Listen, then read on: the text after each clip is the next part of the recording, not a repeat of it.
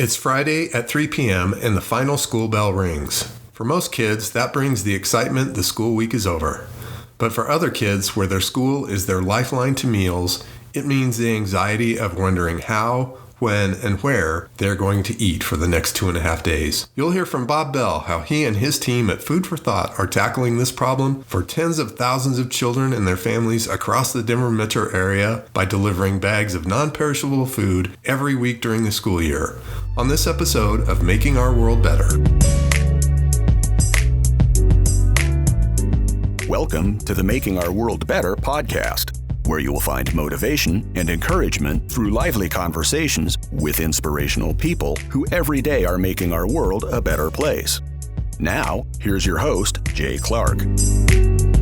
Welcome to the podcast. I am Jay Clark, and I am thrilled to reconnect and share a conversation with an old friend, Bob Bell, a Denver native and founder of the amazing Food for Thought. I first met Bob more than 25 years ago when he became one of our first sponsors and was instrumental in the launch and growth of the Gold Crown Foundation and our basketball programs. Bob is the broker-owner of Mile High Properties, a residential real estate brokerage in North Denver that he founded in 1998. We'll hear more about Food for Thought, the organization he founded in 2011, and how its simple mission to feed a child is making a difference to tens of thousands of families in Denver.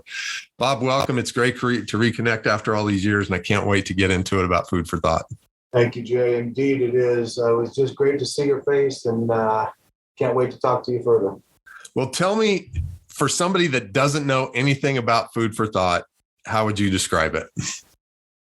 You know, it's just a grassroots effort to address a need that, fell in my lap, and it's fallen in the lap of a lot of people, to try to just bridge the gap of hunger for little kids in tough situations in the Denver metro area. So tell me a little bit about how it started and how it's evolved. Well, it's interesting how it started. It's like one of those things that happens in your life, and I'm sure in a lot of your listeners' lives, where it's like, dang, I didn't know what I didn't know. Right. Literally, I was a Rotarian up in Arvada, and they were doing a backpack program feeding some kids in eastern Arvada. And, they were feeding about 60 kids a week. And my job, because I drive a pickup, was to go to the food bank in Arvada, pick up the food, take it to the school. And to be honest with you, Jay, I didn't give it much more thought than I dropped it off and I waved goodbye and said, have a good day. Right. Every time I went to that food bank, the director of the food bank would say, Bob, you're better than this. Bob, you're better than this. That probably went on for about a year. Finally, I said, what the hell do you want me to do? She's like, this problem with childhood hunger is pervasive in Denver. You're a North Denver guy. You're always talking, big and bad about being a native. So these little kids in North Denver, they don't have any food on the weekends. And it's one of the things that you hear it, you can't unhear it. And it happened that, very concurrently, I'd had my first grandkid. I'm looking at that kid thinking, man, if you ever had to wait for food, I don't know how I'd live with myself. And then you realize, hey, you better start helping the kids. Yeah. I mean, it is amazing to think in this city that's so prosperous and is exploding in growth that people don't get enough to eat. So it's fascinating to me that you're now running $1 million organization and there's no paid staff. So talk about the financial commitment that it takes to do all this. Yeah, I don't even know how to say it's evolved, Jay. So this is March of 2012. We identify one school. I meet a teacher. She's got 300 kids, and basically in the backyard of my office here. And all we really wanted to do was help those 300 kids. And I just got a couple of my beer drinking buddies and sat down and said, how can we do it? And we talked to that director of the food bank, and she said, join the food bank of the Rockies. They'll give you a partnership agreement. They'll allow you to buy food at a very, very reduced price. Right. They're still our partner. My Rotary Club, we told them what we were thinking of. They gave us $30,000 and said, knock yourself out. See if you can. Nice. And that was March. And we ran that thing, partnered up with the food bank, and we addressed those 300 kids. And we just started feeding them every Friday, just a very simple bag of non-perishables. We purchased the goods at Food Bank of the Rockies, and we'd put it in a bag, and we'd hump it over there to the school on Fridays, and we could just tell instantly that it was a game changer for those children. But, the food is a good thing, and even 10 years into this, the food is a very good thing for their parents. It what's important is just the consistency of someone showing up in their life. Right. It's not the way they live right now. And, we didn't miss a Friday from March until they got out of school. And, really proud to tell you we haven't missed a Friday since that day, Jay. That's unbelievable. So taking a step back, the way this works is Fridays, you guys spend some time during the week getting this food from the food bank. Friday mornings, you set it all up. You have an army of volunteers that come in and bag it, and then you're getting it out to schools, right? Yep, that's it. And to your earlier point, which I didn't do a very good job of answering, we don't have any overhead in the program. So right. When we designed it, we said, look, none of us are looking for a job here. Right. We just want to figure out how to fit it into our lives. And luckily, a lot of people like yourself now understand that it does fit in your life. So, we just went, basically as volunteers and said, okay, how can we make it happen? And we just started asking, can we find a truck somewhere? Can we find money for the food? Can we? And the community just resoundingly said, yeah, we're going to make it happen. And, like I say all the time, if I had $1 for every time somebody said you're going to have to get legit, if you will, and have an executive director and have all that, you don't have to, Jay. What you got to have is passion and, people with just enough intent to fix this situation. And that's what we've got. So, like anything else, more you do it, the better you get. What have been some of the big lessons learned over the years? Well, the main lesson is, I think the lesson that I still, as I speak with you today, I can't believe is if you think about it, we were in one school. So we're in free and reduced lunch schools. Right. 95% higher of that population comes from an average income of $29K or below for a family of 4. Stop and think about that for a second. In this city, how on earth do you have a nickel left over to pay for food? Probably don't. You don't. People ask me all the time, how can they not have food? Well, they got to put shoes on their feet, a coat on their back, try to find transportation, gas for that transport, whatever, the school supplies. And sometimes food just gets lost. And you got to have a roof over your head. You got to find a way to live in this town. And to be very honest with you, and I don't like to say this, but in a lot of cases, these kids just don't have the kind of parents that you need to have to right. I've been in those cafeterias when it was not hot lunch day, and the bagged lunch comes from 7-Eleven with hot Cheetos. Right. It's a situation they're dealt, and it's not these kids' fault. Right. So it's just. So the learning piece was, we don't have any marketing budget. We don't spend any money to advertise, if you will. Right. We started with one school who told one more school who told one more school. And while I'm very excited to tell you we've been in 76 different schools across the city, I'm embarrassed as all get out to tell you we're in 76 schools across the city. Right? But yeah. 76 schools just in Denver. We're predominantly Denver-based, a little bit in Adams County. We're just broaching into Aurora, but Jay, that's 10,000 children. 10,000. That are in that financial demographic. I say it to you right now, and I'm like, I'm not lying, am I? No. Right. You can't even grasp it 10 years in that, there's that many little guys that have to really struggle with how am I going to eat after lunch on Friday until I get back to my school on Monday. Right. So that, again, I go back to my daughter's a teacher and she's been in Title I schools. She's been in affluent schools, and it's just such not a level playing field to starting Friday. You've got that anxiety. Oh my God, how am I going to eat when, there's so many kids that don't ever have to deal with that. And in this city, it's remarkable that, the best case scenario would be you're out of business. Best case scenario would be we'd be flat out of business. But it's going the other way. Yeah, it truly is going the other way. And just the more again, you can turn away and ignore it, but you better not. I know the need is great in Aurora, and I'm betting the next time we do one of these podcasts, I'll be able to tell you we're knocking down those doors over there. And luckily this community has rallied. As you can imagine, when you say we're running $1 million organization, our food budget, which is our only expense, you won't only line item in the budget. Amazing. It will not. I got a bunch of buddies that cover the very small things that we need to. You saw it. We need right. Rubbermaid tables, Rubbermaid bins, and a bunch of plastic bags. And that's about it. So, those costs are covered by my crew.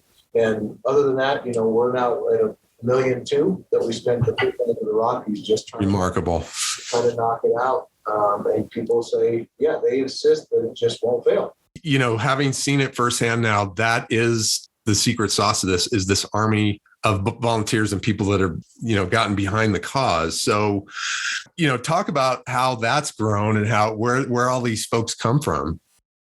Yeah, I just, we're housed on the Metropolitan State University campus, and we met those cats. We were down there on just on a business meeting, and my buddy John and I were talking to them about, hey, we're thinking about doing this thing, and they simply said, you will always have a home on this university campus. And true to their word, they have given us not only a physical, now we work outdoors, granted, and they gave us an alley, granted. Right.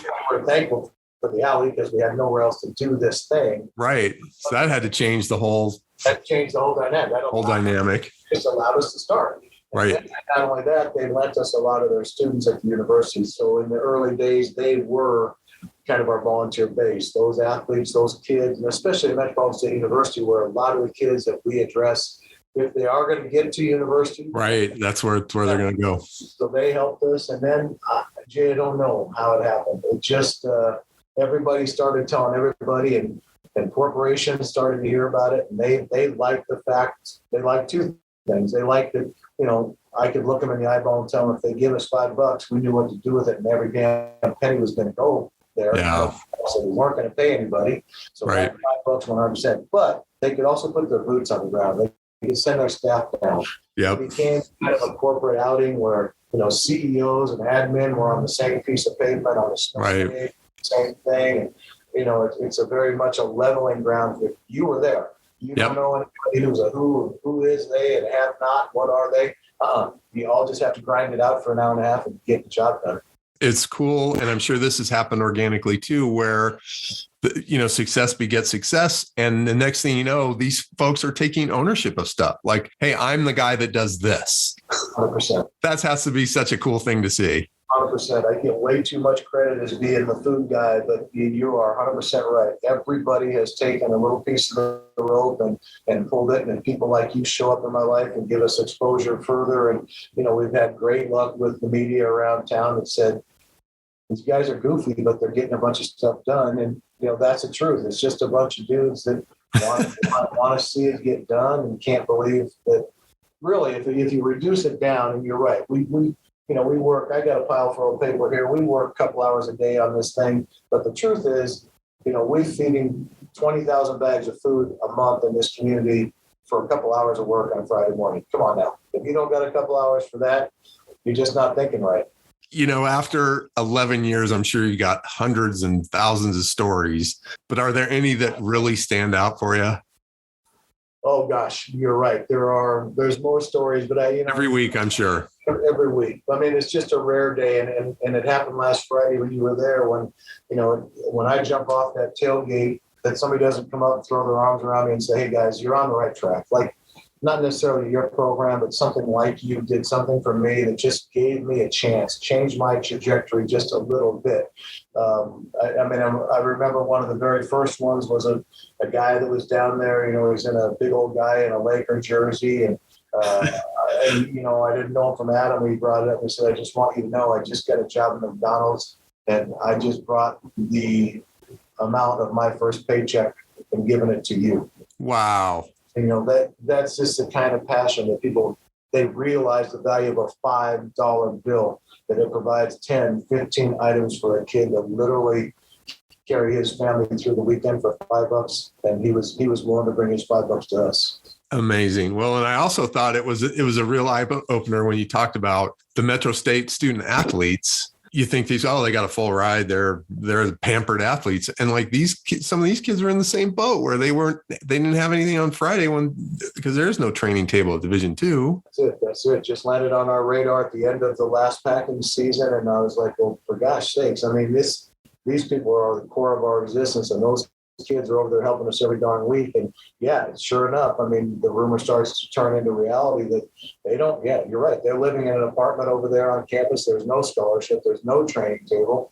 They are, and Jay, you didn't even hear this part, but one of my early volunteers ever down there is a professor on the university. He's been with me since day one. He came to me, chat on Friday and said, look, I'm in charge of the honors program on the university I was on a camping trip, Bob, with 6 or 7 kids who told me they subsist from an eating standpoint on the food pantry that's within the Tivoli Center on campus.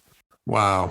Just, it doesn't know any geographic boundaries. It doesn't know any social economic boundaries. You know, it's just hard to put it together in this town right now. And yeah, that's what we're going to fix. You know, I'm always fascinated when I see folks like yourself that are so devoted and so dedicated. And, you know, where does this drive come from for you? I mean, it's got to be something somewhere that drives you to do this. Well, I mean, I'm a Catholic school graduate, and I'm always fearful of the principal. And the very first principal I told, hey, don't let these kids down. And, you know, we just took it to heart. But the truth is, you know, I can't remember my life without this. I must have spent way too much time on a bar stool because I need to have something, right? Whatever I've given up, I've gotten back in spades. But I think the reality is simply what she already knew when she told me don't let him down. That once you see him and once you understand it, you cannot just turn away and say it doesn't exist. You know better. Right. When my phone rings on a weekly basis saying, what about my school? What about my school? Yeah, of course we can address that school, but it also just keeps reinforcing this is not going away and it needs to be helped. And if we can help it so simply, and we've built a community, Jay, of volunteers that it is a family. I mean, yeah, you can tell that. What could happen with these volunteers could only happen with these volunteers. If I put out an all call right now and said we need 500 guys down there at noon today to get something done, I'm not kidding you. It would happen. It just, people are good. People are good. This town is good. And it's just, you know, it motivates, but I've got 100 times more back than I have ever given towards this program. Well, that's awesome because it is definitely, you've seen, that's the road less traveled. I mean, you're not taking the easy path, which is awesome. If you were to look, what keeps you excited about doing this in the future? Well, just the chance. I mean, that we just keep meeting new opportunities. You know, we have more people coming on board all the time that say, I want to help. Like, have you thought about this? And I'm like, no, never thought about it. Why don't we do it? You know, we keep it very simple. Like, we're very myopic about this. People say, why don't you put books in the bags? Why don't you put this in the bag? We don't. We do the food because we're good at it and we're simple at it. And, you know, we've got great partners and it's exciting to think, again, exciting and sad that there's more schools out there to reach and help. And that's all we're going to do is just keep trying to turn over the stones and find the kids that we can support. Well, and I think that's a great message for anybody listening is if you find your niche, stick to it. Don't try to overextend, you know, do what you do well and be great at it. And that's what you guys do, obviously. Yeah, it's perfectly said. That's all we want to do is we want to be the best we can be for as many people as we can be for. Well, and it's amazing. It looks like in around 2016, you took a giant leap and almost, you know, quadrupled. Was there anything behind that? Well, we've just been gathering money and, you know, we're not one to have any money in the bank. And it just kind of made itself explode by more schools being aware of us. And it was easy then to make that modification happen.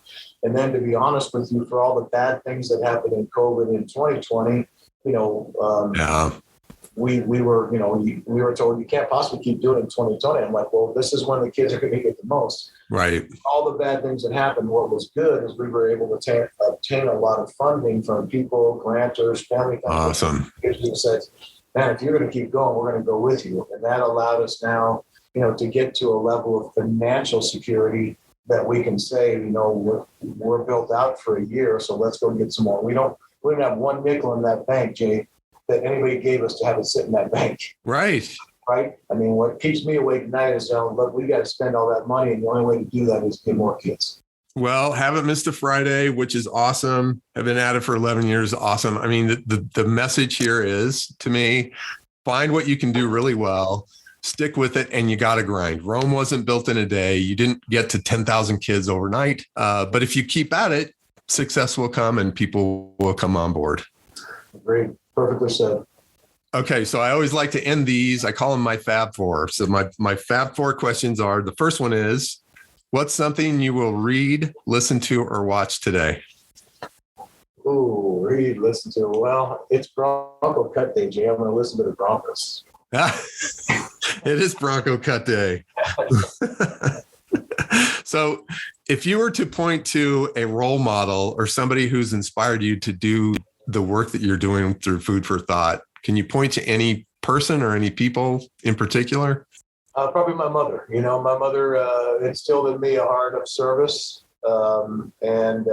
She very much lived a life of very humble giving to other people. And I like to think that somehow that resides in me and resides inside me and keeps me pretty focused on just being an everyday dude. I love that. Everyday dude. Yeah. The humbleness is awesome. So other than Food for Thought, is there an organization out there that you really admire the work they do or somebody you'd love to give a shout out to? Gosh, there's many. I mean, we've met a lot of partners in this situation. There's a group called We Don't Waste that's out there that harvests a lot of food around town that's going to waste and addressing a lot of that to our less fortunate in the homeless community. And they've done a bang-up job kind of beside us. And certainly none of us are able to do any of this food-related work without the Food Bank of the Rockies. They are simply miracle workers. They work tirelessly to make sure that people like us are able to obtain food at a fraction of what we'd have to buy it for. Right. And they have been our partners since day one, and they have grown along with us, and their ideas keep coming. They're willing to listen to any ideas people like me have and say, hey, how can we make it bigger, better, and better, to address to address hunger in this community. Right. They are simply miracle workers. Yeah, it's awesome. And especially one of the things I love about them is, everybody likes to do the canned food drive, but they can take the money you would spend on a can of food and quadruple it. Amen. So it is remarkable. Lastly, if anybody wants to learn more about Food for Thought or volunteer, which I would highly recommend, where do they find you?